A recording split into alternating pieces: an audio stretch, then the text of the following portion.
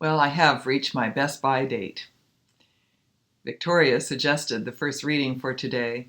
I think it'd be a great book for Ted Lutz to tackle because it reminds us of the messiness of being God's people in the church and God's justice and faithfulness despite human error. Today, it's a humorous choice, especially to Victoria, for whom 50 is old. We are to work from the age of 25 to 50, so I am really past my best by date, a little ripe for retirement. I've always admired lay people. Ministers are paid to be good. Lay people are good for nothing. I guess that's what I'll be practicing to do. On Wednesday, our chair, Rick Cranston, asked me how I first came to be at Christ First, and I told him he'd have to attend on Sunday to find out, so this is for you, Rick. I first embarked on my journey to Christ First with a telephone call from Sue Giddings, who wondered if I would have a couple of hours to meet with 3 members of her church, Christ Church. Dave Giddings had been a phenomenal support to the faith communities in Oakville, where he's a town and regional counselor, and through him I had gotten to know Sue. Here's a picture of Sue at Hanukkah at Sharai Bethel Synagogue, helping my granddaughter Hannah to comfort Madison after she bumped her head.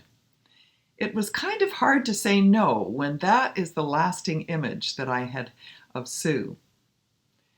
John Nicholson, Sean Bush, and Steve Shaver were in the Giddings backyard when I arrived. I listened to the story of their journey with First toward amalgamation.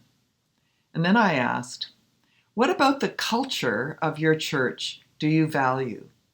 What would you want to keep? And what would you be willing to sacrifice in order to join with First? At the end of the evening, I left with a much different plan for retirement to present to my spouse. I do have to thank Sue, John, Sean, and Steve for seeing something in me that would change our lives, yours and mine, as it turns out, for almost 4 years.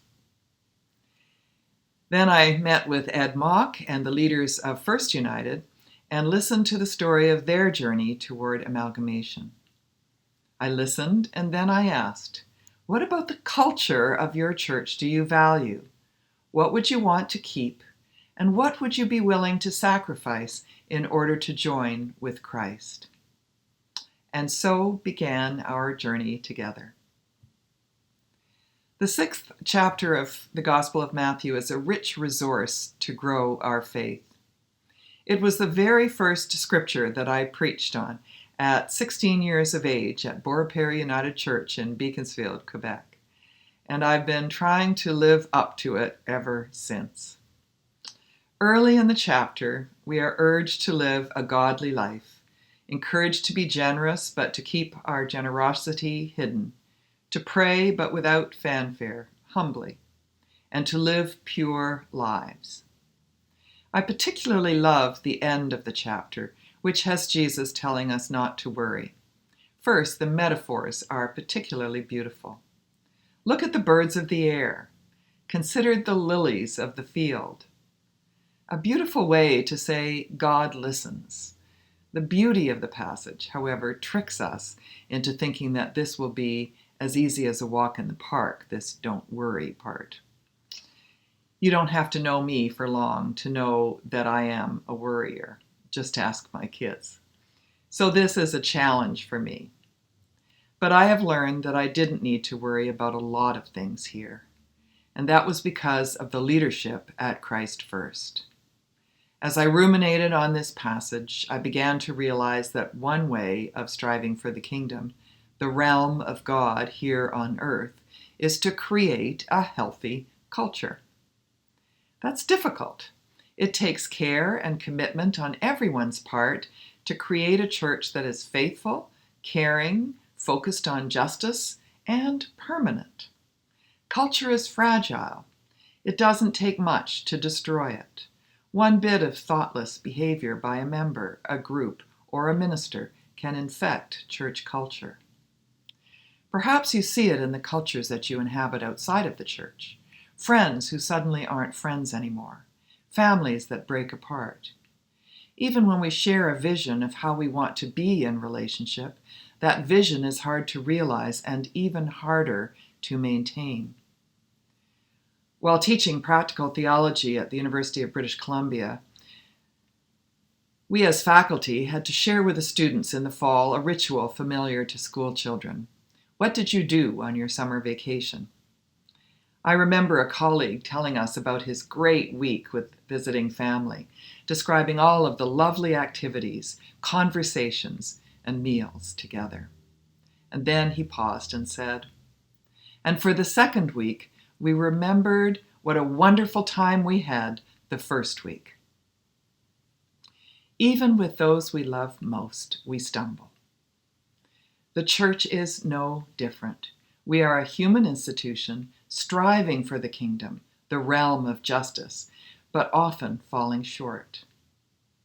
This insight into that part of the passage helped to explain something valuable to me about my time at Christ First. My most important role with you was striving for God's kingdom, beginning to create a healthy, safe culture for two congregations on their way to becoming one. That was slowed by the pandemic, but I was still able to do that with our leaders, the culture builders, the ones who show the way to build God's realm, to strive for God's kingdom. And that includes all who step forward and stretch to meet our needs in all the ways that our committees work so hard at, and in figuring out how we can be the best stewards possible of the resources we have to create a legacy for those to come and sustain a United Church presence in our communities. After my first council meeting, as Chair Steve and I walked to the parking lot, he confessed that he didn't have a lot of confidence as chair. "I'm a property chair kind of guy," he said. But already I realized that he was the perfect chair for our amalgamation, and I learned a lot from him about how to shepherd that process, to keep connected with people and really listen to their concerns. And he has patiently listened to my rants about the region or national during amalgamation or whatever challenge I was facing at the moment. We had planned to honor Steve in 2020, but the pandemic worked against us. So I do want to thank him for his leadership throughout the amalgamation and as we took on this new identity of Christ First in our first year. That's the best kind of leadership, though, isn't it? Leaders who stretch beyond what they think they're capable of to meet the needs of the role. And everyone in leadership has done that. When I first came, I met with Ted and Bob. Sounds like the beginning of a movie title if you're old enough to remember. Well, Ted and Bob are very active ministers emeriti. We're both quite reluctant to step into leadership roles. Ted was reluctant to teach. Bob was reluctant to preach.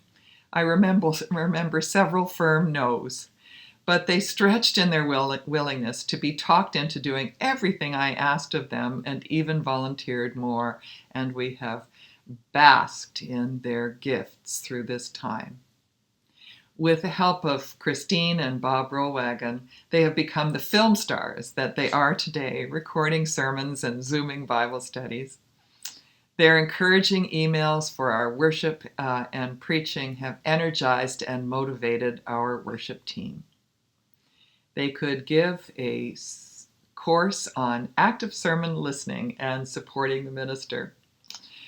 Scott Beckett has stretched to find different methods of pastoral care and preached and led worship for us online. Mark Chown was a great colleague in my first year. And Victoria, well, she is a last woman, stretching from the pew to the pulpit, creating children's and family ministry in COVID that no other church has come up with. I have appreciated Greg's leadership as music director and worship leader in our contemporary 902 Express service, adapting early in the pandemic to be our entire worship band and then to get our worship band singing online, and today bringing it back live.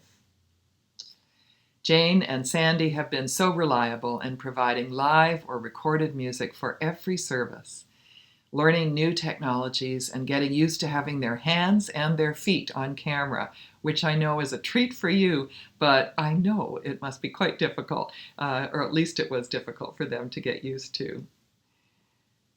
Leanne is omnipresent in ways that few know as our music director for our 10:30 traditional worship.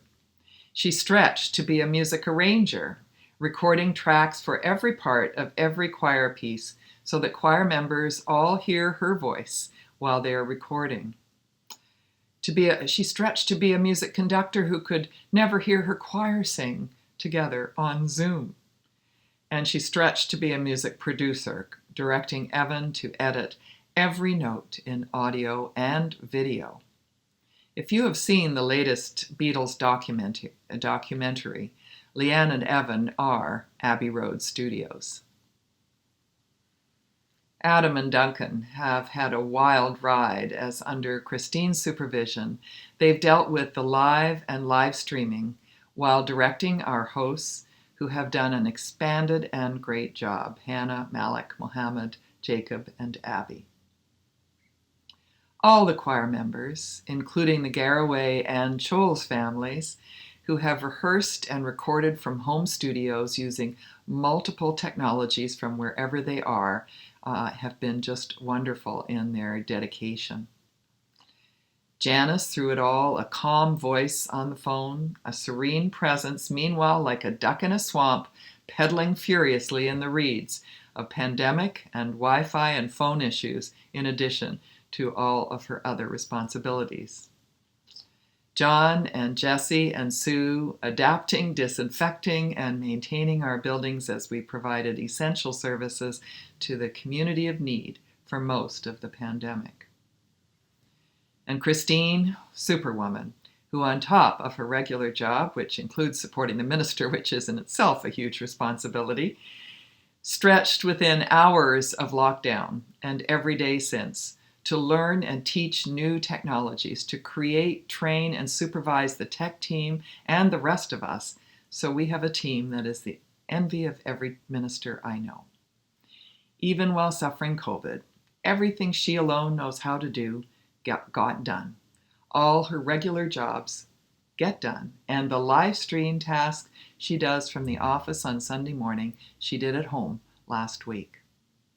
What you have in your staff are culture builders and maintainers, striving for the kingdom in this church on our behalf.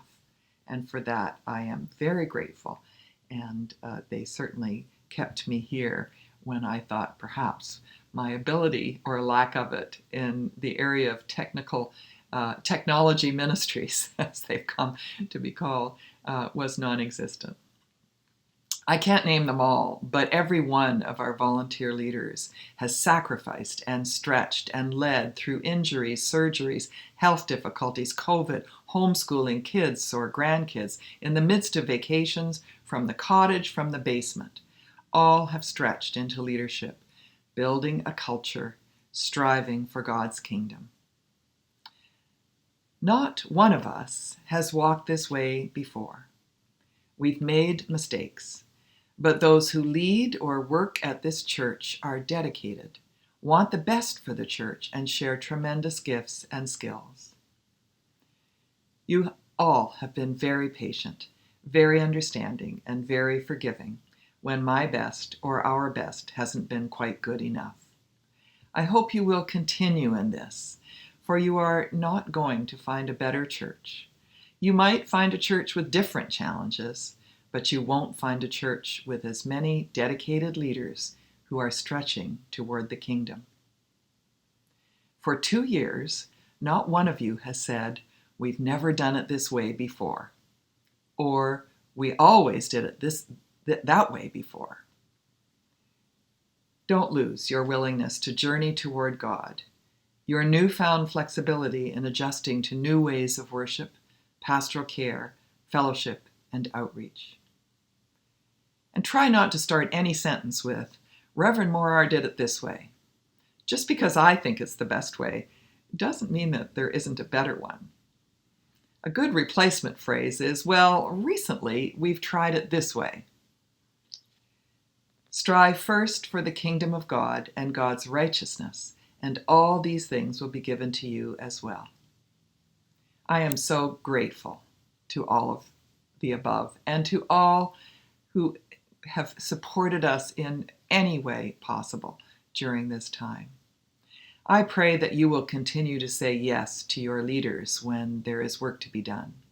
Don't wait to be asked. That's how you will strive for the kingdom in this place. If you share your gifts, you don't need to worry. Jesus calls us to inner holiness. Jesus challenges us to nurture the right intention in giving, in prayer, in setting our priorities, and in living out our faith. That intention includes humility, selflessness, and above all, a trust in God, which replaces fear. Trust in God. Don't worry. I am so utterly blessed to have the memory of you, the memories of your faith, of the faith that of those we have lost during my time here. These will remind me what I should be about in my own retirement. I hope to be able to follow in your footsteps and to begin to try to be good for nothing. We surely have what we need to step into the future without worry. Let's trust in Jesus. Do not worry about tomorrow. Tomorrow will bring worries of its own. Today's trouble is enough for today. Strive first for the realm of God and God's justice, and all these things will be given to you as well.